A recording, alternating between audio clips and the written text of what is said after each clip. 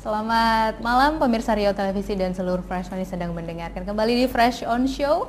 Dan senang sekali kita kali ini sudah kedatangan tamu spesial, ada Mas Coki Sitohang. Halo, selamat malam. Baik, Rizka, selamat malam. Iya, dan selamat malam juga Mas Iwan.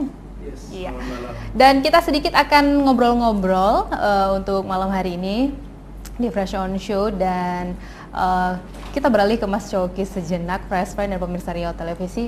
Menurut Mas Coki, seberapa penting public speaking mempengaruhi karir seseorang, Mas?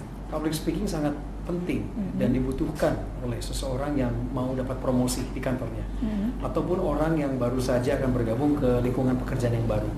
Dan kemudian public speaking juga sangat dibutuhkan dalam rangka untuk bisa berkolaborasi dengan rekan sekerja dan bahkan menentukan sekali karir seseorang di dalam kantor atau perusahaan, karena hanya public speaking saja yang didasari oleh komunikasi yang mampu membuat orang bisa fleksibel ke atas dan bisa menggapai ke bawah. Ya. Jadi itu pentingnya public speaking. Oke, bisa sedikit cerita barangkali histori Mas Coki bisa sampai berada di posisi saat ini, karirnya bagaimana? Secara singkat memang saya memulai ini dari tahun 99. Waktu itu saya jadi penyiar radio di sebuah radio swasta di Bandung. Kemudian setelah 3 tahun saya berkarir di sana, saya pindah ke Jakarta jadi seorang wartawan di sebuah stasiun TV. Dan dalam perjalanan dari tahun 99 sampai 2005 saya jadi wartawan itu, memang saya nggak berhenti belajar berkomunikasi. Saya nge-MC di akhir pekan, cari kesempatan untuk bisa networking dengan orang.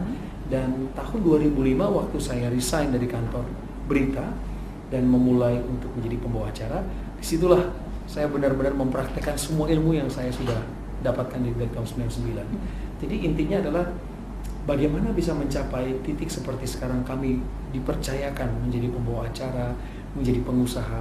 Ini adalah perjalanan panjang yang harus saya hargai setiap fasenya. Saya harus bisa melihat bahwa semua pengalaman yang saya dapat ini saling membantu, saling membangun untuk menjadikan kita seperti sekarang. Jadi jangan terburu-buru menjadi orang berhasil atau orang sukses dalam hidup.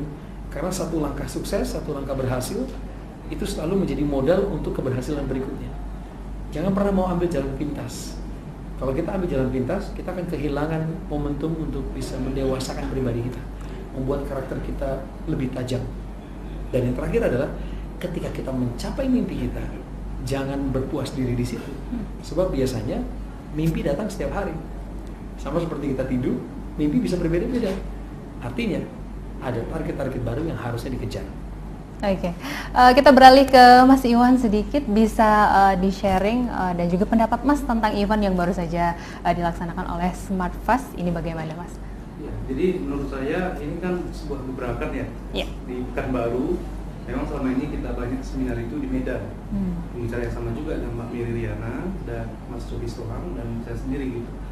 Nah, ini di Pekanbaru di Hotel Pangeran ya, luar biasa antusias para mahasiswa, karena kita melihat seminar-seminar seperti ini perlu sesering mungkin kita lakukan, karena begitu melihat banyaknya peluang-peluang depan dan begitu sempitnya lapangan pekerjaan. Jadi soft skill harus semakin sering kita bangun dengan baru. Jadi saya sangat senang sekali dan Smart Fast juga mahasiswanya antusias, mereka luar biasa semuanya, dan saya lihat sampai jam terakhir tadi acara sampai jam 6.15 semuanya antusias, nggak ada yang pulang. Iya. Jadi menurut saya ini hal-hal yang luar biasa, dan ternyata orang Pekanbaru sama seperti orang yang di Medan juga belajarnya tetap antusias sekalipun. Udah kita mulai acaranya dari jam 12.30 tadi siang, terakhir sampai jam 6.15 gitu. Betul. Oke, baik. Kami bersama, saya dan Mas Irwan juga Mbak Mary, bukan kali pertama melakukan ini. Dan sebenarnya ini selalu menjadi suntikan buat kami. Kalau melihat audiens yang semangat seperti itu, kami jadi pengen lebih sering lagi di Indonesia ya. Ini juga wadah ya untuk para pemuda, anak-anak generasi penerus juga untuk bisa melatih soft skillnya juga ya, Mas. Dan terakhir harapan barangkali dari Mas Irwan dulu. Iya, jadi harapan kita untuk seminar berikutnya, bagi teman-teman yang belum ikut seminarnya gitu ya, untuk kita bisa berkolaborasi lagi dan mungkin audiensnya lebih banyak lagi dan acaranya lebih spektakuler, dan saya rasa program ini sangat menentukan masa depan kemajuan anak muda, khususnya di Pekanbaru dan Indonesia pastinya. Karena begitu kita berhenti belajar, disitulah pertumbuhan kita berhenti juga. Kalau kita terus belajar, pasti ada kemajuan. Seperti itu, Mbak. Oke, baik, dari Mas Coki. Harapan saya kepada peserta seminar tadi, mereka bukan hanya menyimpan ilmunya buat mereka sendiri, tapi mereka bagikan kepada orang banyak dan mulai mempraktekkan apa yang mereka dengar. Seperti tadi saya sempat jelaskan, semua dimulai dari perkataan dan goalnya adalah habit atau kebiasaan. Kalau ini bisa dipelihara, ini akan menjadi kualitas hidup individu yang menular pada orang lain. Yang kedua, harapan saya pada warga Pekanbaru adalah tentu menjaga semangat. Apapun keadaan yang pernah terjadi di sini, pernah mengalami begitu banyak tantangan, mulai dari misalnya efek dari bencana kabut asap dan lain sebagainya.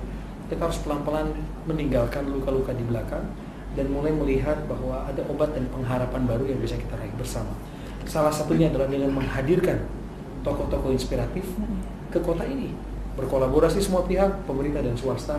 Anak-anak muda jangan bergantung pada pendonor, tetapi mereka harus punya ide dan kreativitas.